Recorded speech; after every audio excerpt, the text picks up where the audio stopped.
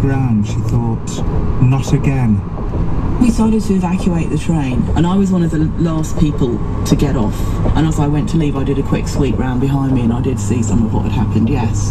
And that had stayed with me because I still worry whether I should have stayed and tried to help people, even though it was really dark and all I could see was that there was some bent metal, there was people on the floor, there was... I won't say what I saw, but it was pretty horrific. Well, how many people died in your 26 carriage? people died in my carriage. It should have been more, but because the carriage was so packed, that what happened was the people who were very close to the bomb got the full blast, and then the people who were about 3 or 4 yards away from the bomb got very bad lower limb injuries.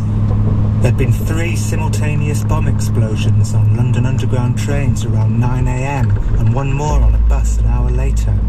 56 people were killed, including the 4 suicide bombers, who were all from England, and 1 was a primary school teacher.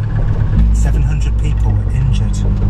Rachel had a bad gash full of glass on her wrist, which was so deep she could see her bone, and she was what paramedics call walking wounded. When she got home from the hospital a few hours later, she took a shower and tried to sleep, but she couldn't, so instead she got up and went online to her favourite website, a large London community message board.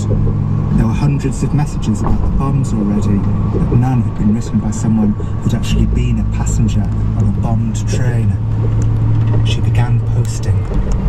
Thursday, 7th of July, 1 minute to 11.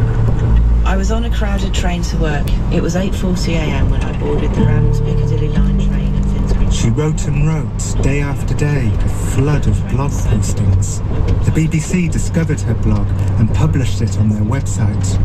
Her account of the July 7th bombings became one of the most read and most beautifully written on the internet. Saturday, 9th of July. Yesterday was a weird day. Couldn't stop watching news. When I started hearing the bomb was in my carriage, I flipped. I started pacing about. I was alternately pounding with anger and adrenaline and having mini flashbacks, then feeling falling over tired. I drank several whiskeys.